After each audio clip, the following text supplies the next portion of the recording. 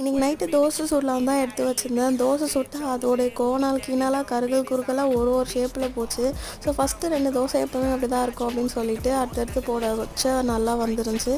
And dosa வந்து பட்டுக்கு கொடுக்குறப்போ என்ன பண்ணோன்னா கொஞ்சோண்டு குட்டி குட்டியாக சுட்டு அதில் கீ போட்டு லைட்டாக வெல்லம் போட்டு கொடுத்தனா அவளே வந்து வாங்கி சாப்பிட்டுப்பா. ஸோ அவளுக்கு தனியாக அந்த மாதிரி பண்ணி கொடுத்துட்டேன். அண்ட் நான்ஸ்டிக் முடிஞ்ச அளவுக்கு தவிர்க்கணும்னு நினைக்கிறேன். ஆனால் எனக்கு தோசை கடாய் வந்து கரெக்டாக நான் எதிர்பார்க்குற மாதிரி கிடைக்கவே இல்லை. அண்ட் இந்த நேற்று குருமா கொஞ்சம் இருந்துச்சு, அது காலையில் எடுக்கணும் மதியானம் எடுக்கணும்னு சொல்லி இப்போ நைட்டு தான் எடுத்திருந்தேன்.